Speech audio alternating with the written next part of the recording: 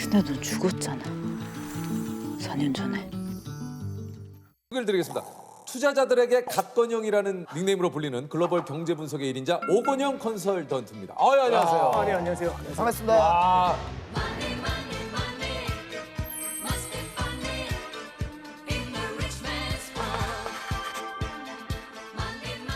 금융권이나 뭐 약간 박사님 느낌이 좀 나는데 그런가요? 예, 소개를 좀 해주시죠. 네, 저는 오건영이라고 하고요. 네. 지금 이제 신한은행에 다니고 있습니다. 아, 은행원이고요. 오늘 잘 나오신 게 왜냐하면은 뭐 작년까지만 해도 재작년부터 시작해가지고 요 주식 시장 굉장히 호황이었잖아요. 말 그대로. 그렇기 때문에 뭐 방송 곳곳에 전문가분들이 굉장히 많이 나왔는데 맞아요. 어느 순간 주식 장이 안 좋아진 이후로 그 어느 곳에서도 찾아볼 수가 없어요. 그래서 저희들이 좀 의구심을 가졌죠. 왜 그럴까? 오히려 이럴 때 뭔가 전문가분들의 얘기를 한번 좀 들어봐야 되지 않을까 네. 해서 좀 부탁을 드렸는데 이렇게 좀 나오셨네요. 네네네. 사실 그죠? 뭐 주식 시장이 요즘에 뭐 좋지는 않잖아요. 맞죠? 그렇죠, 그렇죠. 네. 예. 조셉은 어떠세요? 뭐 어떤 부분에 대해서 말씀드릴까요? 아, 전체적으로 좀 안 좋은 것 같네요. 예, 저는 뭐 네. 현재 지금 그냥 번지 점프라고 봐주시면 돼요. 예. 그 번지 점프도 줄 없이 뛰었다고 봐주시면 돼요. 뭔지 아시죠? 그꼭 좋은 일이 일어났다. 아, 그런데 이제 국내에서는 금융 위기급 물가 대란이 온다. 네. 이게 뭐 요즘 그 언론에서도 계속 뭐 스태그플레이션, 뭐 인플레이션, 뭐 얘기가 굉장히 많아요. 네네네. 세계 곳곳에 물가가 폭발하고 있습니다. 지난달 미국의 소비자 물가는 무려 6% 올랐습니다. 고위 금융 당국자가 눈이 튀어나올 지경이라고 할 정도입니다. 지금 그 사실 식용유도 그렇고 뭐 이게 물가가 너무 많이 올라가지고 네, 그렇죠. 이게 좀 전체적인 상황에 대해서 좀 얘기를 해주시죠. 지금 아니, 뭡니까 이게? 이게 굉장히 많이 나오는 얘기 중에 핵심은 결국에는 인플레이션입니다. 인플레이션. 인플레이션이 왜 화두가 되느냐? 40년 만에 인플레이션이거든요. 그러니까 사람들이 여태까지 만나지 못했던 괴물을 40년 만에 만나니까 너무 당혹스러운 거죠. 지금 이야기에 훅 네. 빠지는데 일단 인플레이션부터 좀 설명을 해주세요. 네, 인플레이션이요. 이게 뭐 저희가 알기로는 물가 상승이다 네, 알고 있는데 네. 인플레이션이 발생하면 어떤 일이 발생을 하는 거예요? 일단 첫 번째 쫙 보시면 인플레이션이라는 건 우리가 이제 물가가 상승한다라고 해석할 수도 있지만 이걸 뒤집어 말하면 화폐 가치가 하락한다고 할 수도 있어요. 예를 들어서 맞다. 제가 갖고 있는 이 시계가 예를 들어서 10,000원짜리다라고 한번 가정을 해볼게요. 네네네. 10,000원짜리인데 이게 10만 원이 되면 우리는 물가가 올랐다라고 하잖아요. 물가가 오르죠. 엄청나게 비싸졌으니까. 그렇죠. 근데 이거 뒤집어 말하면 원래는 10,000개의 원화가 있으면 이 시계를 살 수 있었는데 네네. 이제는 10만 개의 원화가 있어야 이 시계를 살 수 있죠. 화폐 가치가 떨어지는 그렇죠. 화폐 가치가 떨어졌다는 거죠. 네네네. 거예요. 야, 뭐 잠깐 들었지만 뭐 거의 뭐 예. 똘똘이 박사님이에요. 똘똘이 박사님. 감사합니다. 예? 이게 10,000원이었어요. 10만 원인데 어떻게 됐어요? 야, 굉장히 그 보시는 시청자 여러분들께서도 아주 쉽게 굉장히 또 설득력 있게 이야기를. 그렇죠. 정말 쉽게 설명해 주셨어요. 근데 이제 여기서 네. 이게 화폐 가치가 너무 빠르게 하락을 했을 때 나타나는 가장 큰 문제점 중에 하나가 이 인플레이션은 소리 없는 도둑이에요. 소리 없는 도둑이다. 예를 들어서 제가 주머니에 현찰로 100만 원을 꽂고 다니면 네. 와 이거 많이 갖고 다니는 거잖아요. 그렇죠. 돈 많은 거잖아요. 많은 거죠. 근데 문제는 뭐냐면 인플레이션이 거대하게 찾아와 가지고 과자 한 봉지가 100만 원이 되는 겁니다. 그러면 아무 말도 없었는데 제 100만 원의 가치가 확 휴지 조각이 돼 버리는 거잖아요. 이게 뭐지? 이 느낌이 되는 거잖아요. 그래서 결국에는 현금을 버는 근로자들의 어떤 생활 환경 이런 것들이 굉장히 어려워질 수 있고요. 월급이 그 인플레이션의 증가만큼 그렇죠. 따라갈 수 없기 때문에 그렇죠. 내가 쓸 수 있는 돈의 가치가 그만큼 떨어지니까 네. 이 우리 실생활의 삶이 굉장히 좀 삶의 질이 떨어지겠네요. 그렇죠. 아, 그렇군요. 요즘 이거에 더불어서 스태그플레이션이라는 얘기가 나옵니다. 이게 이거는 뭡니까? 이제 스태그플레이션이라는 게 뭐냐면은 보통 이제 국가 경제가 성장을 하면 네. 사람들이 돈을 많이 버니까 소득이 생기잖아요. 네. 그럼 이제 수요가 늘어나요. 물건을 막 사요. 그럼 물가가 올라요. 네. 그러면 성장이 나오면 물가가 올라요. 보통. 네, 근데 그렇죠. 이러다가 물가가 너무 많이 오르고 하면은 성장이 박살나거든요. 돈이 없어 이러면서 그럼 이제 성장이 위축이 돼요. 그럼 소비가 줄어들고 수요가 줄어드니까 물가가 내려가겠죠. 예, 그렇죠. 그러면 우리가 짝을 지으면은 성장이 좋아지면 물가가 올라요. 그렇죠. 성장이 떨어지면 물가가 떨어져요. 네. 이렇게 페어가 딱 잡히는데 이게 지금 말씀하신 게 인플레이션이고 저게 그렇죠. 디플레이션이죠. 이게 인플레이션, 이게 디플레이션. 디플레이션. 그렇죠. 근데 네. 이게 이상하게 엇박자가 나면은 이런 일이 벌어져요. 성장이 둔화가 되는데 물가가 뛰어요. 이걸 스태그플레이션이라고 해요. 성장이 둔화가 되는데 물가가 오르고 있죠. 화폐 가치가 하락을 하는데 성장을 바라보면서 돈의 공급을 늘리면 그 화폐 가치가 하락하는데 돈의 공급이 늘어나면 잠깐만요. 지금 어느 순간도 어디서 놓쳤어요? 솔직하게 얘기해. 어디서 놓쳤어? 솔직히 솔직하게 얘기해. 성장에서 놓쳤죠. 성장. 성장. 성장이 어느 어디 성장이면 스태그플레이션. 스태그플레이션. 어디서부터? 솔직히 플레이스테이션 하고 싶어요. 너무 보내. 지금 죄송해요. 죄송합니다. 앞에까지 좋았는데 똘똘 예. 목사님. 지금 사실 여기서 제가 못 쫓아왔어요. 어디서 가냐면 이거 어려웠어요. 스태그플레이션이 좀 어려웠어요. 스테이크 들어가면서 미궁 속으로 그러니까 빠졌어. 미궁 속으로. 요게 간단하게 얘기하면 이제 그 물가가 상승하는데 경기가 침체되는 어디 보면 최악의 상황 그렇죠, 아닙니까? 그렇죠. 예. 이렇게 간단하게 정리하면 예, 어떨까요? 그렇습니다. 그렇게 가시죠. 오히려 좀 쉬웠어요. 쉬었죠. 네, 쉬웠어요. 쉬었어요. 아니 이제 최근에 금리가 많이 올랐습니다. 네. 한국은행이 오늘 또 한 번 기준금리를 올렸죠. 지난달에 이어서 2달 연속 인상을 단행한 데에는 예상보다 길어지고 있는 고물가 상황이 가장 큰 영향을 미치는 것으로 풀이됩니다. 인플레이션이 물가 상승을 뜻하는데 그래서 요즘 금리가 오르는 겁니까? 네, 그렇습니다. 이게 이제 잘 예. 보시면은 인플레이션 자체를 갖다가 그냥 놔두면 별로 안 좋은 게 이런 문제가 생겨요. 예를 들어서 지금 은행에서 금리를 1년에 2%를 드려요. 네. 와, 이게 너무 적게 주잖아요. 근데 금리를 한 4% 정도 드려보죠. 그럼 이게 2배잖아요. 이거 대박이다. 이렇게 은행으로 가야죠. 그렇죠. 은행으로 가야죠. 근데 문제는 뭐냐면 만약 물가가 10%씩 오르면 그럼 이 정기예금 하면 안 되잖아요. 안 되죠. 그렇죠. 정기예금을 안 하고 물건을 사야겠죠. 그렇죠. 물건 언제까지 사야 되냐면 물가가 오르기 전에 사야 되겠죠. 그러면 미래에 살 걸 현재로 땡겨가지고 더 사요. 그러면 지금도 물가가 이렇게 심각하게 높은데 빵 터지면서 인플레이션이 훨씬 더 심각해지겠죠. 이게 이제 가장 큰 문제가 돼요.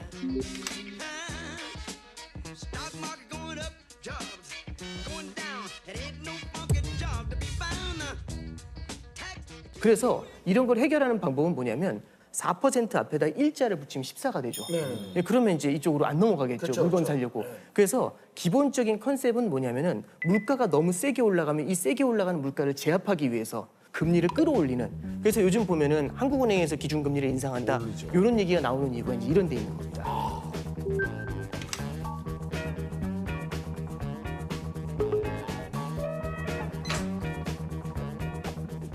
요거 한번 좀 본격적으로 한번 여쭤보도록 하겠습니다. 주식 이야기를 안 할 수가 없어요. 사실 지금 예. 약간 이제 금리 이야기나 이런 거 할 때 또 이렇게 계셨다가 주식 이야기 나도 모르게 그렇게 된다니까. 전문가님이 종목을 알려드리는 게 아니에요. 네, 종목을 알려드리는 게 근데 아닙니다. 그만큼 네. 다시 또 이야기에 또 쫑긋 이게 어쩔 수 없거든요. 전 세계 주식시장이 마치 도미노처럼 연쇄적으로 급락하고 있습니다. 극심한 경기 침체에 빠질 수 있다는 경고가 세계 곳곳에서 나옵니다.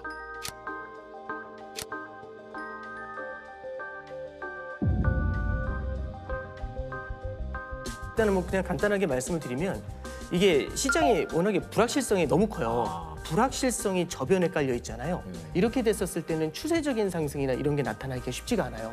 최근 같은 경우가 참 답 없는 얘기들이 많이 나오는 이유 중에 하나가 첫 번째는 러시아 우크라이나 사태. 일단 예측이 안 되잖아요. 예측이 안 되죠. 얘네들이 산유국이고 그다음에 곡물을 수출하는 국가들이에요. 그러니까 여기서 전쟁이 터지니까 물가가 굉장히 많이 뛰잖아요. 그렇죠. 그게 아까 전에 말씀드린 것처럼 인플레이션을 자극을 하고 있는 겁니다. 인플레이션이 어떻게 될지 알 수가 없고 인플레이션을 잡기 위해서는 금리를 올려야 된다는 말씀드렸잖아요. 네. 금리가 어디까지 오를지가 알 수가 없어요. 그러니까 예측하지 못했었던 일들이 계속 일어나니까 시장이 계단식으로 하락을 하거든요. 그래서 이런 원인들 있죠. 안 좋은 불확실한 원인들 이런 것들을 모니터링을 하면서 조금은 기다려 보시는 게 지금은 좋을 것 같습니다. 네. 참 진짜. 자 그렇다면 여기서 하나 더 의문점이 생깁니다. 자, 매수합니까? 제가 굉장히 꺼내. 굉장히 지금 들어가요, 지금. 지금 바로 갈 수 있어요. 지금 한 300만 원까지 살 수 있어요, 제가. 요즘 이제 투자하는 그 분들하고 이제 얘기를 하다 보면은 이제 이 질문이 제일 큰 것 같아요. 많아요. 이거 지금 되게 이 질문이 많아요. 제일 많은 것 같아요. 네. 근데 사실 이렇게 좀 불확실성이 높을 때는요. 지금 많이 떨어졌으니까 들어가야겠다. 이런 걸 예단하는 건 좋지 않은 것 같아요. 주식시장도 굴곡이 있거든요. 지금은 살까 말까 이런 것들을 고민하는 것보다는 살아남을 수 있는 좋은 기업인지 튼튼한 기업인지 이걸 바라보면서 지금 자기가 갖고 있는 포트폴리오를 다시 한번 냉정하게 보는 게 중요한 것 같아요. 사실 이게 좋은 주식이란, 좋은 기업이란 개인의 입장에서 그런 것들 정확하게 판단한다는 게 굉장히 네. 쉽지 않아요. 네. 그러니까 어떤 분은 가치주, 어떤 네. 분은 뭐 성장주, 아, 그렇죠. 여러 가지 또 판단의 기준이 있잖아요. 전문이시거든요. 저도 모르게 조금 네네. 저도 모르게 얘기에 빠지다 보니까 저도 모르는 이게 유널리스트. 아침에 신문을 많이 보세요. 근데 저는 이제 첫 번째 생각하는 게 좋은 주식이 뭔지에 대한 그렇죠, 얘기부터 그렇죠, 좀 하는 게 좋은 것 같아요. 뭐냐면 좋다라는 게 지금 좋은 건지 아니면 앞으로 좋아질 건지를 보는 것도 되게 중요한 것 같아요. 투자라는 거는 결국에는 미래에 좋아지는 걸 반영해가는 게 훨씬 더 중요하다고 봅니다. 지금 좋은 건 이미 주가에 반영이 상당 부분 돼 있다고 봐요. 그래서 좋은 것보다는 좋아지는 기업을 찾는 게 포인트다라는 좋아지는 게 1번이고. 기업. 그렇죠. 지금 상황처럼 이렇게 불확실할 때에는 잘 버텨낼 수 있는 기업이 되게 중요할 때가 있어요. 그러면 그거를 좀 얘기를 해주십시오. 예. 그 잘 버티는 기준을 우리가 뭘로 보고 판단해야 되느냐? 그러면 잘 버틴다는 게 뭐냐면은 이렇게 금리가 빠르게 올라갈 때는 부채가 많은 기업들은 진짜 굉장히 힘들 수 있어요. 현금 보유량이 조금 있는. 그렇죠. 현금을 갖고 있을 뿐만 아니라 이 현금이 꾸준하게 들어오는 기업들이 굉장히 유리할 수가 있겠죠. 부채가 상대적으로 적고 그 다음에 현금 흐름이 양호하고 이걸 토대로 해가지고 투자를 할 수 있는 그런 기업들. 이런 기업들은 결국에는 미래의 성장을 가져갈 수가 있거든요. 예전에 강방천 회장님이 그런 얘기를 했어요. 그 주식을 사놓고 수면제 먹고 10년 자라. 주식을 사라. 그리고 바로 수면제를 먹어라. 10년 뒤에 깨어나야 10년 뒤에. 루프는 이 수면제를 샀어요. 그러니까. 요거 어떻게 생각하십니까? 말씀의 의미는 이해가 되는 것 같아요. 예. 근데 이제 예를 들어서 상장 폐지가 되는 기업들도 있거든요. 그러니까 이제 자고 일어나는 성장 폐지도 있습니다. 그렇죠. 저는 그래서 이제 그게 꼭 10년이라는 시간을 딱 놓고 생각한다라기보다는 너무 샀다 팔았다 그렇죠. 이거 네, 굉장히 그렇죠. 어렵잖아요. 그러니까 그런 거 잘못해서 따라가다가 고점에 들어가서 저점에 나오고 고점에 들어가서 이렇게 되거든요. 왜 우리는 그럴까? 저점에 들어가서 고점에 나오는 게 아니고 고점에 들어가서 저점에 나올까? 그러니까 올라갈 때 산순간 내려가잖아요. 예. 그래서 이제 너무 마켓 타이밍을 따라가는 것보다는 좋은 기업이라는 확신이 있다면 그걸 사고서 진짜 장맛이 날 때까지 기다려라. 그렇죠. 그런 컨셉에서 말씀하셨을 겁니다. 꼭 그거 참 이상하게 내가 사면 내려가고 내가 팔면 올라가고 왜 그런지 모르겠어요. 그래서 좀 뭔가 좀 기다릴 필요가 있는 거죠. 네. 프로그램도 잘 되려면 어느 정도 좀 기간이 필요한데 그렇죠. 바로 어떤 흥망성쇠를 원하면 그건 안 되는 그렇죠. 거죠. 예. 흥망선쇠를 원하면 다 거기 포함이 돼 있는 건데. 흥하고 망하고. 그러니까 이제 너무 흥하기만 해요.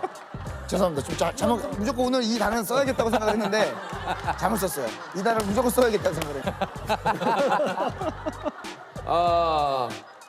아니 우리가 이제 사실 분산 투자를 좀 얘기를 하는데 이거 좀 분산 투자를 좀 어떻게 해야 되는 건지 한번 좀 여쭤봐도 됩니까? 이게 첫 번째는 분산 투자하라고 하니까 그러면 종목 2개 사라고 이거잖아요. 한 개 사지 않고 2개. 근데 이 2개를 살 때 보면은 예를 들어서 이제 은행을 산 다음에 한 금융지주를 산 다음에 똑같은 은행주를 사요. 이런 건 사실 분산 투자라고 하기 어려워요. 그래서 약간 다른 움직임을 가져가는 그렇죠. 업종의 차이를 가져가는 그걸 뭐라고 하냐면 섹터 분산이라고 얘기를 합니다. 그래서 첫 번째는 섹터 분산인데 문제는 뭐냐면 주식시장 전체가 흔들릴 때는 모든 업종이 다 떨어져요. 다 의미가 없죠. 그러면 이제 분산 투자의 의미가 상당히 퇴색이 될 수 있거든요. 그래서 두 번째는 자산 분산이라는 걸 해야 됩니다. 그 자산에는 주식이랑 안전자산인 채권 이거를 분산 투자하는 걸 자산 분산이라고 합니다. 근데 주식과 채권이 또 동시에 깨지는 때가 있어요. 그게 올해 같은 케이스예요. 올해가 뭐냐면 금리가 뛰면서 주가가 빠져요. 맞아요. 이런 장이 가끔씩 옵니다. 지금 스태그플레이션 이런 장이 가끔씩 와요. 그래서 이런 때를 또 대비하기 위해서 대안자산이라는 게 있습니다. 대체 투자 자산이라는 건데요.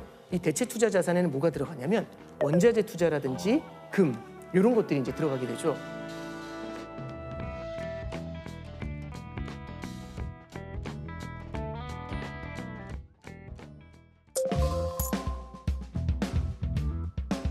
금리가 올라가잖아요. 정기예금은 지금의 금리로 일정 기간을 묶어요.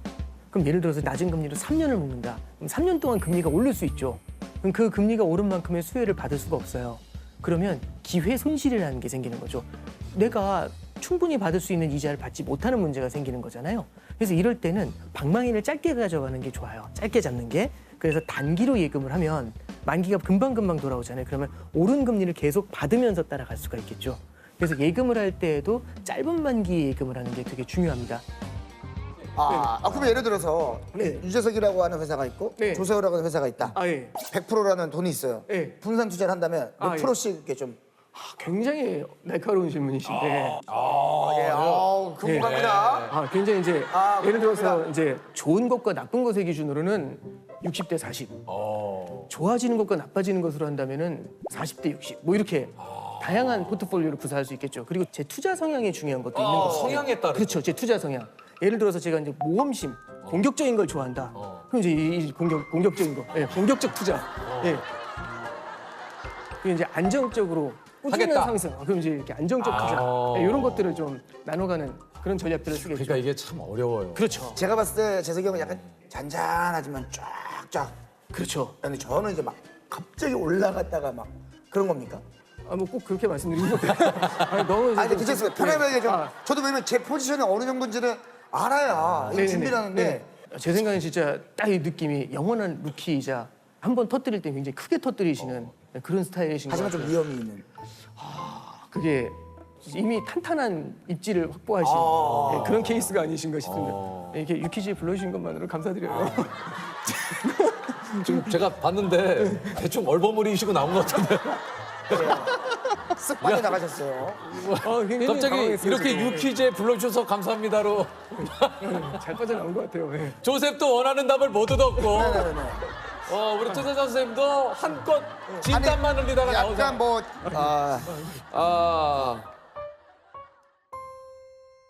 유퀴즈 예. 이것은 원래 개별적으로 보면 위력이 크지 않은 태풍이 다른 자연 현상과 동시에 발생해 파괴력이 커지는 현상을 가리키는 용어인데요. 네. 경제에서는 두 가지 이상의 악재가 동시에 겹쳐 심각한 경제 위기가 발생하는 것을 비유하는 말로 쓰이고 있습니다. 퍼펙트 스톰인가요? 지금 문제 다 드리지도 않았는데 네. 답해 주셨습니다. 죄송합니다. 괜찮습니다. 정답은 퍼펙트 스톰 정답입니다. 야, 바로 뭐 100만 원 사용하겠습니다. 최단다.